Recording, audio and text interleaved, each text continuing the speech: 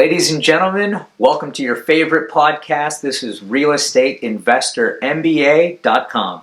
We created Real Estate Investor MBA to leverage the knowledge of giants through synthesizing and providing much needed information to all investors, from the veteran investor to the new and aspiring investor. At Real Estate Investor MBA, we plan to cover pertinent information head-on with our expert guests who we will interview on what they are doing and preparing for in the days and years ahead. We aim to create MBA quality curriculum topics and themes from the information garnered among our interviewed guests in order to bring world-class value to our fellow community of listeners. We truly believe that rising water raises all ships, and by sharing this leveraged knowledge, we can create a stronger online community, which translates to stronger local, regional, and national communities. Your hosts are Jeremy Moyer, who is a veteran real estate investor and author of a new book called Are You Playing the Real Estate Game Blind? As well as Tejas Gosai, the owner of eXp Realty, the Tejas Gosai team, and also co-manager in a newly formed Regulation D private equity fund called the Lehigh Valley Private Equity Fund. Now let's get to the show. Welcome to Lehigh Valley Private Equity Fund. Lehigh Valley Private Equity Fund is a Regulation D evergreen private fund designed to provide a 7% preferred return and an overall annualized target return of 12% through diversification in lending and acquisitions in the real estate industry. With over 100 years of combined real estate, investment, and management experience, our management team is actively sourcing opportunities and improving real estate in the Lehigh Valley and surrounding regions. The Lehigh Valley is booming. The private sector GDP is larger than 112 countries, standing at over $41.2 billion annually. Lehigh Valley Private Equity Fund uses three methods to create returns for our investors: qualified lending, buy and holds, and rehab resell projects. Our philosophy is simple: quality over quantity. Our primary goal is to protect our investors, and our strategy is to produce consistent high-yield returns. Thank you so much for visiting us. Contact us easily by visiting www.lvpefund.com or call us anytime 24/7 at 484-362-1313. Thank you so much and have a beautiful day. Hello, ladies and gentlemen. Welcome back to your favorite real estate podcast based in the Lehigh Valley. My partner Jeremy is here. He helps get the guests, and we have a fantastic program for you today. But we always like to start with a thank you. We're on iTunes, Spotify, Stitcher, iHeartRadio, TuneIn, Google Podcasts. We transcribe the program, and we try to make it accessible to everybody. So big thank you for what you've allowed us to do here. And without further ado, this is probably the biggest guest we've had on the program in a little while, particularly because I'm from Easton. So with that, Jeremy, please introduce the mayor.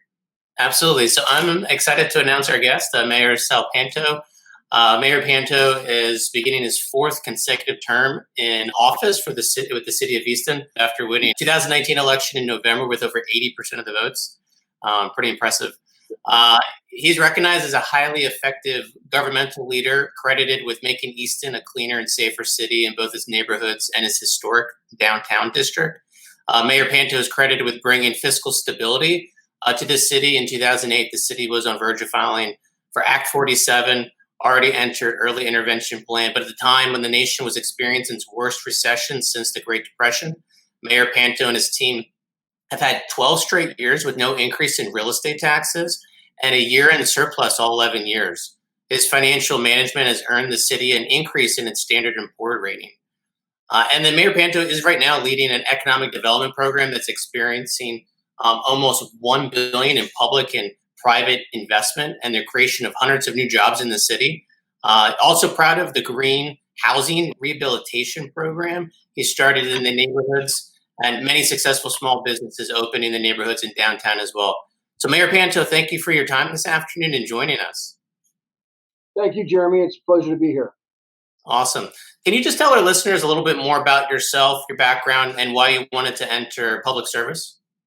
Well, I never wanted to enter public service. I was a school teacher, and that was as public as I wanted to get. I graduated from Kutztown, have a master's degree from Lehigh, an honorary doctorate degree from Lafayette. But I was an educator for 12 years in East Area School District.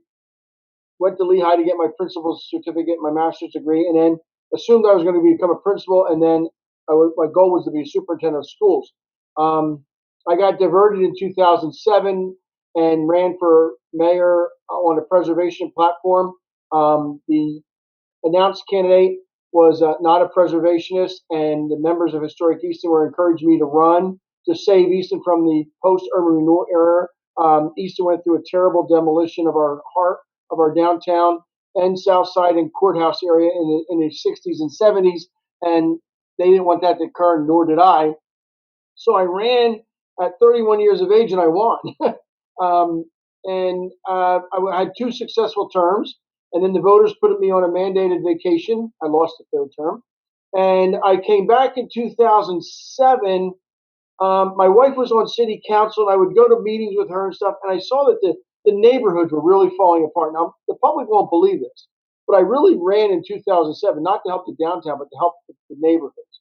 And we're starting to be able to see that happening now. Our neighborhoods there's investment in our neighborhoods, but the way you start is you have to have a good heart. If you have a good heart, it pumps your blood out to the veins, and that's the same thing with running a city. But unfortunately, visitors judge you by your downtown, and residents judge you by your neighborhoods. So we ran on a clean and safe mantra back in 2007, and that has been our number one goal. And every decision we make, is it going to make the city cleaner or safer? Then we want to do it. But you guys, as real estate investors, know that no one's going to invest where there's not safe or they're not clean. So that was how I became in office in 2007. Took office in 2008. My 13th year without a tax increase, without a major fee increase. We'll find out Wednesday night if City Council approves that budget. There haven't been many questions, so I'm assuming they will.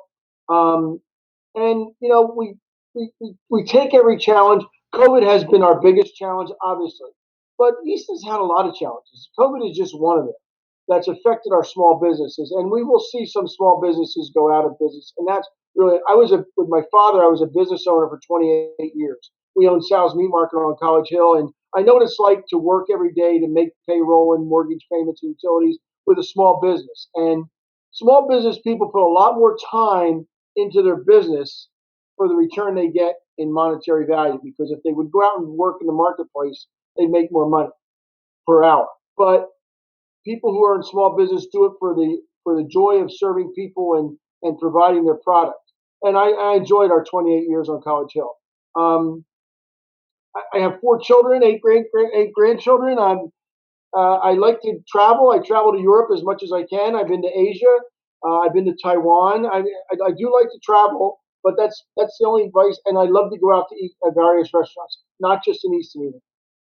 Just real quick, you spoke at my 7-year-old's school before COVID, and he loves you. So, again, big fan. But the development. Under 7 and over 70, I'm doing real well.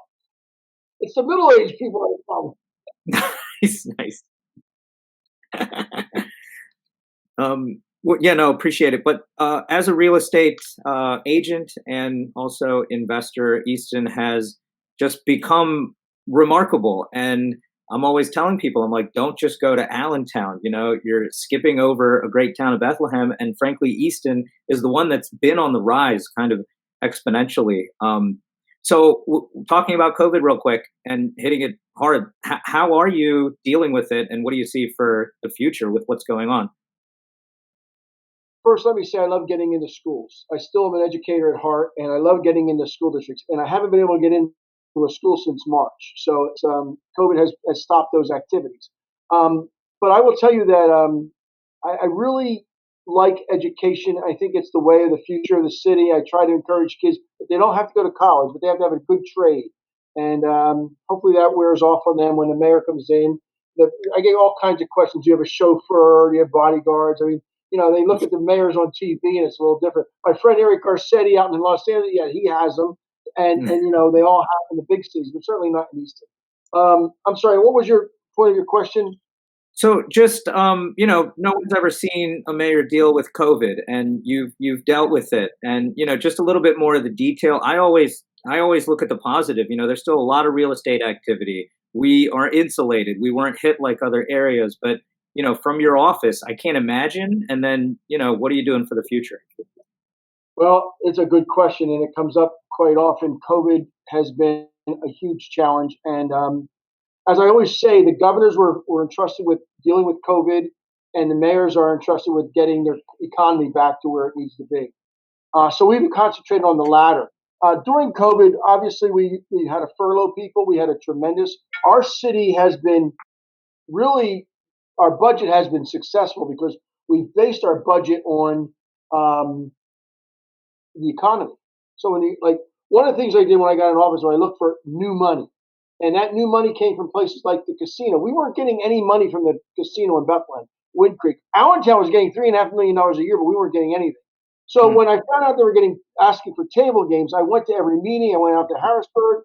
I really made myself aware that we're the county seat. We should be getting money, not Allentown and the surrounding communities, the boroughs of Hellertown. They should get it also, but we should get a piece of the pie. And we get about $1.1 million from them each year. Well, they closed. Our normal quarterly check from them is based on table games. Is about $250,000 to $300,000 a quarter. Wow. Second quarter we got $5,000. Now I'm happy for $5,000, but it doesn't balance a budget. Our budget was approved in December, and everything was going great for Easton. March came, and things came to a quick halt. The governor shut the economy down, and I came into work every day at City Hall, come downtown. I had to bring my own lunch. There was not even a place to eat. Everything was shut down, and the economy really soured. Now it's time to get it back. We went through, telling people listening to the news that don't wear your mask, it's fake news. All those things they're all excuses for not doing the right thing. The right thing is to wear your mask, socially distance, and try to curb this whole thing. My family is still in Sicily. I still have family there. I go over. I used to try to get there once a year. Their mayors were in charge, and the Mayor Ray from our village, he shut the place down. And today they don't have any COVID patients, not one of the 5,000 residents. So it works if you follow the guidelines from the CDC. But my goal now is to get it back. And during the yellow period, when restaurants were only allowed 25 and 50%, we allowed for outdoor dining. Huge success, very successful. And then the cold weather came. Some of them had open fire pits inside the tents, and of course that's not allowed by fire code. The fire code I believe, should have been changed to reflect the period of time we're in. Certainly, as long as many of our restaurants bought flame retardant tents so they could put flames under it. But we worked through all those things and helped the restaurants. Then it was time that we knew that being in retail business, even though it was a food business, your last 6 weeks of the year are really your banner year. I mean, that will make your year or not make your year. So those last 6 weeks, we wanted to do something special for the retailers who were really struggling. Some of them never even reopened since March. So we came up with being in Europe, I came up with the idea of winter markets. The Christmas markets over there are just huge. And so we did it here, and we used a little bit of the CARES money to buy the huts, and we got the Carpenters Union to put them together, and we did it on a shoestring, but we put it together in 4 weeks. And it's been a huge success for the retailers, not just the ones who have huts, but also getting out into the other ones. So today, in our post-mortem meeting yesterday, this morning it was already, on Monday, we were talking about, okay, what do we do next year? I visited the shops around the area, and they're doing well. They said they're getting more foot traffic than they ever had. Next year, we're going to have a passport that you go and you get your passport signed at every shop that you visit. You get double points if you bought something, single points if you don't, and then the double points will go into a basket, and the single points go in a basket, and we'll have a drawing. And at the end of the holiday season, somebody may win a trip or something. I don't know what it's going to be, or maybe 10 gift cards at downtown restaurants. But regardless of what it is, we're going to do something to get the exposure out. Again, starting from the center. The other thing we did differently than all the other holiday markets in the country is we don't bring in the craftspeople and all that. All we have are Easton businesses. Nice. We have one business who is located in the borough of West Easton, but he lives in our West Ward. We want to help our residents and our businesses. We have at least 3 businesses from the Simon Silk Mill out in the West Ward that are in huts. So we're trying to be as proactive as we can with helping our small businesses. And so far, it's been very successful. But COVID has been, we faced 81 employees were furloughed. I mean, and that's just very unfortunate. But we furloughed them at the same time the federal government was giving the $600 additional in unemployment. So some of them actually made more money being at home, which wasn't our intent, but they knew they had a job to come back to. It's not like the private sector where you may not have a job to come back to. So we did those things, and we closed the $5.5 million gap down to about $2.5 million. And we looked at our long-term debt. We have a 4th Street garage that we're going to build next year. And we said, how can we do this? We met with our financial advisors, and they come up with this, what they call a scoop and throw or scoop and toss, where you take all your higher interest bonds. Obviously, we're at historic lows for interest. We'll get somewhere around 2.5%. And you redo that and stretch it out. We're stretching our interest out 7 years, and we'll actually save $2.5 million. $1 million of that we're saving for this year's gap. In addition to the $1.5 million, we're providing $560,000 towards next year's budget to fill in that gap, and we have about $500,000 for 2022. I'm looking at the 2021 budget as a bridge budget. How do we get from the good years of 2020 to hopefully the good years of 2022? Because 2021 is going to be a very difficult year as well. So COVID, I would say, in addition to the stress, the anxiety, the depression that is put on people, and the socialization projects that has just been stopped by kids not being able to go to school and learning on a computer rather than in the classroom, I would say that the second biggest thing I've had to deal with is city finances.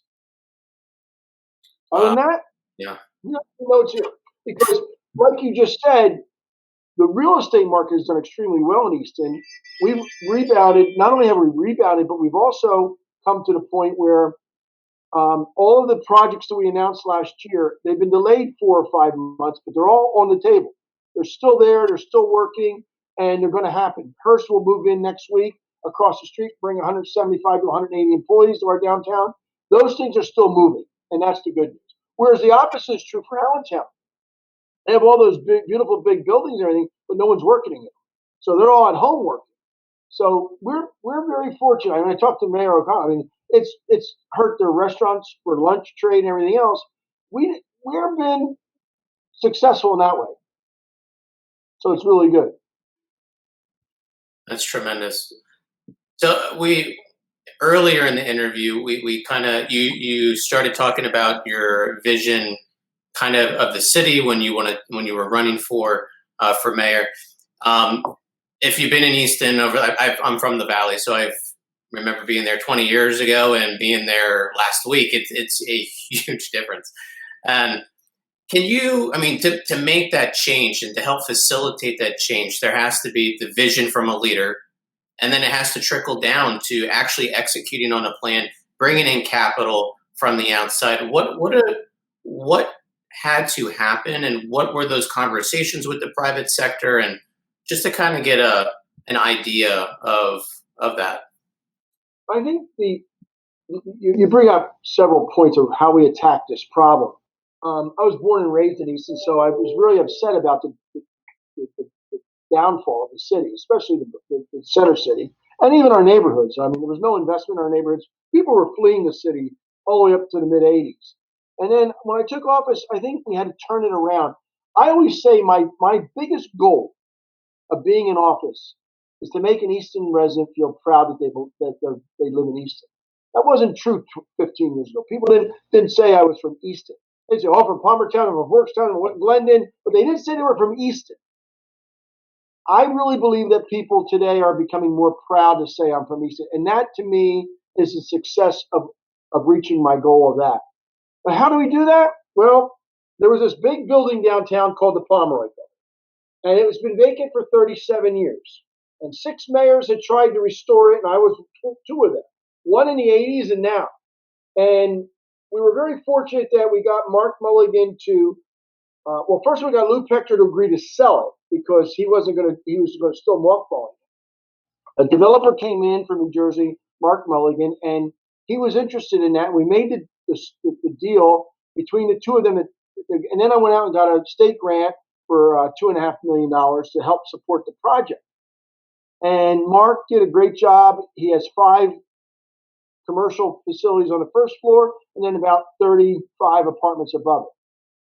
One of the things that is our sub goal is to return Easton to post World War II population levels. We were at 35,000. We dipped down to 26,000. We got to get back up to 35,000. I think we're close to 30. The census was so messed up this year. I don't believe the numbers they give us at all. We won't hit the 30,000 mark by then because they cut us off by 5 weeks, and we're just getting started. But I think the important thing was when I was in office before, I would walk around town, talk to people, and even though good things were happening, on a smaller scale, but what about that Pomeroy building, Mayor? It's still empty. And it became the anthem for Easton. But look at the Pomeroy building. Look at the Pomeroy building. Well, we finally got the Pomeroy building done. And once that got done, other things started to happen. I inherited the Simon Silk Mill. The city spent $3.5 million for it that they got from the state. Way too much money for it. It was empty. It was dilapidated. It was blighted. It was full of environmental problems. And it was a part of a $9 million state grant for the Bushkill corridor. It started, $3 million went to Lafayette for their visual arts film and media school at the bottom of the hill. And then we got $3 million to do the Bushkill Park or the Bushkill Creek Trail, which is today called the Carl Stoner Arts Trail. And then $3 million to buy the silk mill. Well, the city bought it for 3.5, so it left us 2.5 to do the silk mill. We ended up spending $700,000 additional. One of the things that reminds me that one of the things that I did do, mainly because of my development in the suburbs, they have a recreation impact fee. For lack of a better word, it's an impact fee. We don't have that. So I created a open space recreation fund, and every developer pays into that per bedroom. And that money is used to upgrade our parks and recreation programs in the city. We've done things like the Heil Park Field House, the community gardens and greenhouse over at the Boys and Girls Club. We did the Nevin Park Fountain, and part of that went to the Carl Stoner Arts Trail. But the mill was an empty mill, and I had a economic development director then, Gretchen, who was also in development, and then she's now back in development. She left us, but during her time here was very successful. Her and I looked at that project and said, if we were still working in the private sector, there's not a developer who would come into Easton, spend $2.5 to $3 million to do their due diligence, just decide whether or not they want to do that project. That project today is a $70 million project, but the city spent a lot of money prior to that. We did all the environmentals. We got lead abatement, soil remediation, lead paint removal, asbestos removal. All that was done on grants that we got from the federal government, state government to make that a clean canvas. We also, the first year I was here, I had the city employees when they were downtime go in and take all the junk out. I mean, it was just filled with garbage. We repaired leaky roofs and things to get it ready to show it. And when we did show it, we put out a request for proposal. We had Spillman Farmer did a structural analysis and building analysis of what each building should be. And we hired a group out of the Midwest, I think it was Nebraska, called Arts Market, that did a marketing study on what would be best for that. Would an creative arts community work there? And then we use those studies to say, here's our request for proposal. We want a developer who's going to commit to that. We had people come to me and say I should tear them down and put a Home Depot out there, all those kinds of things. That's not what we wanted. So we whittled it down to 3 finalists, and one of them was Mark Mulligan, who had done the Pomeroy building. And he was the only one of the 3. We had interest from as far away as Baltimore, but he was the only one that agreed to the creative arts community. And that's why he got the project. And he was awarded that project, and it's been a huge success. I mean, testament to his success is the fact that he doesn't have enough parking. Even though he meets all the codes for parking, his businesses are so successful, all the apartments are rented, he has no parking. So he's been buying other properties around there to create parking. So you start putting together successes.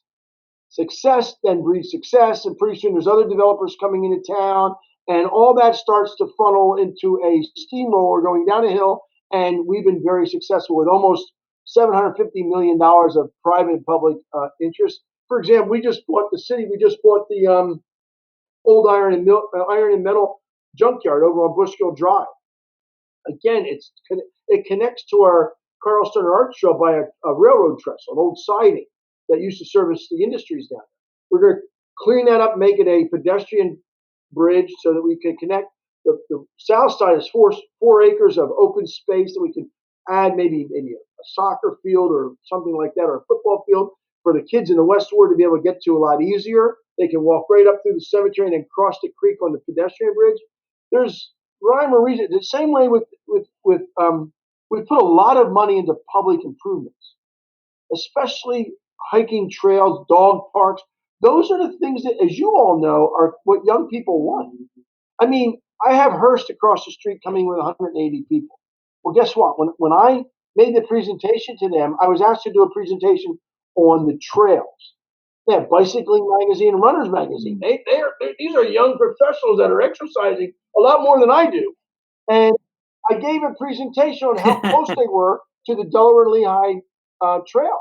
And we brought them in from Emmaus to Easton. And they have a beautiful building here, and they're talking about what they can do for the community, and all those things happen, but they don't happen overnight. And the other thing I would have to say is for myself is that I am very involved in the Pennsylvania Municipal League, the National League of Cities, and the U.S. Conference of Mayors. Those 3 organizations are where I go for my training and for lack of a better word, my collaboration with federal and state officials to get to know them, because the more you know them, the more they know you, the more competitive you could be when it's time to get grants. And we probably have well over $80 million in state grants already helping all of our projects. We just got a $50,000 grant to do a study on a pedestrian bridge across the Lehigh, connecting the downtown and south side with the Lehigh River Trail so that we don't have to go down 611 to get on. It's a lot safer. But we have another $50,000 study, which will lead to $1 million grant. We go from the Circle to 15th Street with a bike lane on Northampton Street. Northampton Street's plenty wide to give us a bike lane. So those things are important. And my staff, without a doubt, I have the best staff that I could ever ask for, because they're here because they love it. Their passion is to do better. They don't make the money that they could make in other cities. But I'll tell you what, I appreciate them every day. And they are always looking for they know I call it OPM, other people's money. I'm looking for other people's money to improve Easton. And really, as mayor from those 3 organizations, I'm on the board of the National League of Cities now as a past president, Pennsylvania Municipal League. You need to be involved in them so that when you go there, I'm meeting with the EPA administrator. We had a Superfund site right down on 611 that we didn't know about until the homeless people started a fire inside. It's been vacant for years. And it was an old chrome plating company. And there were chemicals left in vats that just had eaten through. And we didn't pay a dime. Now I make my calls to the EPA, say, we got a Superfund site, you got to clean it up. And they did it. Now, I know that it's a personal relationship that you create that helps you with that. It probably saved us $250,000. And that's why I think when I go around and tell people who are running for local office, I tell them right out, you cannot just stay in your own community. You have to get out to Harrisburg and Washington and make yourself known. Find out, learn about the various programs that are available and how you can use them for your city. Not every one of them will be used, but some of them can be. That's how we did it. And it took a long time, but 13 years later, I'm not happy, but I think I will be in a few years. I think we're going to really have turned the tide. And once all the developments in downtown do come out of the ground, right now the Seville will be the first one out of the ground. It'll bring more population downtown. You want to know why businesses go out of business? 3,500 people used to live in a downtown that were just, their houses were demolished. They're not there anymore. They shop downtown every day. They went downtown for all their necessities. They didn't go out in their car. And we're going to see the same thing with the young professionals. They're going to park their car in one of our garages, pay the $70 a month for the storage, and they're going to park their vehicle and work from home and go out and walk. Yeah. That makes sense. It takes time to build that momentum, as you mentioned, and it seemed like once that first big domino you guys were able to knock over, things started to just work its way into where it is today. One of the things I would say is that we do it the old-fashioned way. We don't have a NIS like Allentown. We have a CRIS like Bethlehem or a casino. We have hard work, and it's hard work. And if you're not going to work hard, it's not going to happen by itself. I remember I was president of the State Theater Board. I was mayor when it was being rebuilt and restored. And everybody's, oh, the State Theater it'll just turn around the town. It doesn't. The State Theater started it. And what the State Theater did is it brought people downtown at night for shows. Ooh, you want to go downtown East at night? And that started the restaurants. And people said, wow, it's like, why do I put so much emphasis on festivals? We have more festivals than any of the other cities. Reason? Very simple. Came downtown. I had a good time. I didn't get mugged, raped, or robbed. And I'm going to come back down again. People need to, I laugh when I hear people in the suburbs say, oh, I don't go downtown Easton. It's not safe. It's not safe. I mean, downtown Easton has always been safe. It just has a reputation. And of course, your reputation precedes you. So people are going to assume that it's not safe. I had a couple people come up to me on Friday night at the winter market and said, we're from Bethlehem, but don't tell Mayor Donchez, but we think this is better. We're not in a competition with anyone. They have a beautiful city. They have a Moravian city. They are the Christmas city. We're not in competition with them. We just want people to decide if they're going to go out to either go to Allentown, Bethlehem, or Easton. The malls don't need your work. And the Walmarts of the world are going to send all their money to Arkansas. But if you deal with those small local, if I go to Aardvark and buy my running shoes, it stays here in the Lehigh Valley. The money stays here. It's not going to go to some corporate in New York or Arkansas. And that's what we're trying to educate people on that shop around. I go shopping all the time, and I like small businesses. I will go to Home Depot when I have to, but I will go to Piscatello's if Piscatello's is open, I'll go there. Then I'll go to Home Depot if I don't have it. I'm going to shop locally because that's the way my dad and I were when we were in business. There was a business in town. One Saturday afternoon, I finally said to myself, I'm going to go shopping that night. I had to buy a suit. I'm like, why am I going here? These people come to us every Saturday, buy a $150 meat order from us. Why would I go to the other guy? So that's where I go. Well, they close. I don't put it in.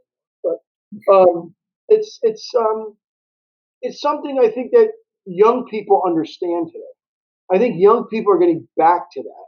They're getting back to a feeling of equity, not just equality, but equity. We're not just equal. We have to have the same equity. Everybody has a chance and should have a chance. Young people are more like that. Our old people like me, they're so ingrained in their stereotypes. It's just unfortunate. And when I talk to them, like, you gotta be kidding me. You feel that way? I don't feel that way because I grew up in Easton and we've always been diverse. On my block, we were not just culturally and racially diverse. We were socially, we were economically diverse. 2 doors down from me was a vice president of a bank. My dad worked in a grocery store, ultimately became a butcher. Next door to us was a master craftsman in wood. Next to him was a guy who owned shoemaking place, then a postal carrier. It was diverse. The neighborhood I live in today is diverse. Yes, I have a nice, beautiful, big single home that my wife and I live in, but there's half doubles right around the corner, and we all get along. It's a great neighborhood. So I think that is part of Easton's success. That it's not just development that occurs, but when people move into our city, they find out that the neighborhoods are better than what people tell I'll jump in on that, and I gotta say, so this, Easton, like the way that you're describing it, foot traffic, getting people in there, younger generation, like I call them hipsters. There's a lot of hipsters that, crave that craft beer and all that other stuff. I don't drink, but God bless them. But I have been bringing people to Easton for 5 years now since I transplanted here. My wife went to Freedom. I'm from Pittsburgh. But I'm heavy active in real estate. So I go on this tour. I meet the people from New York and New Jersey. I'm like, meet me at the Circle downtown Easton. Then we'll go to Bethlehem. Then we'll go to Allentown. And we can talk about the cities and what's going on there. So I have had a ton of different developers that have seen Easton, and it's tremendous what they think. Like Easton is really selling the development or selling the real estate. For me, that's kind of the cool part of what's happening. People like, we had Garrett Vassell on the program previously. Yeah, but you're attracting all those kinds of folks. It's actually, for me, I've had most of the people we've bought and sold properties with, they've had tenants consistently paying. They have re-rents, all those things that really matter for the cap rates and occupancy and things like that. I don't know if you think about those details, but your artistry translates to my world very easily. I think about all that. And I think the only thing to be a successful mayor and have a successful city, you need to think about everyone from the homeless to the wealthiest. And if you don't think about all of them and you don't improve the lifestyle for everyone, I know John F. Kennedy said a rising ocean lifts all ships. There we go, all boats. But the fact of the matter is, he was right 50 years ago, and it's still true today. Sometimes elected officials only look at certain parts of their community and try to improve that. Like for me, I guess because I grew up in public housing until I was 10 years old. My dad came home from the war late, so all the jobs were taken. So he was running around from part-time job to part-time job. And I think, knowing what it was like then and knowing what it's like today, my own personal circumstance, I really understand that young people that don't grow up in a good home life need to be nurtured so that they can change the next generation. Otherwise, it's just generation after generation. And I have a problem even with my own housing authority. I tell them all the time, I don't want to see the same families living in public housing all the time. You need to be working with them to put them into the employment field so that they get out of public housing. And trying to get that through to everyone is a little difficult, but that's my personal experience. That's awesome. But real estate in Easton is very successful right now. I'm glad and I hope you guys are doing well. I'm sure you are. Everybody seems to be. It is a seller's market, but yeah, I'm not ready to sell. Yeah, hold on to it for a bit. But yeah, Mayor, we took up a ton of your time, and super thank you for the interview. And if there's any way we can help support Easton too, we're getting a lot of messaging out there, but super appreciate it, and we'll look forward to having you back on sometime next year. I'll be happy to do that. Schedule me without a doubt. I love talking about Easton. I love talking about real estate. By the way, you probably don't know, but I had a real estate license. Nice. I actually took the courses out at the community college, the 2 courses, and took the test, passed it on my first time. But I was working for the string companies at the time, and I really never needed it, so I never even escrowed it. So I would have to go back to school. But real estate is very fascinating. Well, I'd love to work with you in that regard anytime. Right. Wish you all the best. Take care. Take care. Thank you so much. Thank you. You're the best.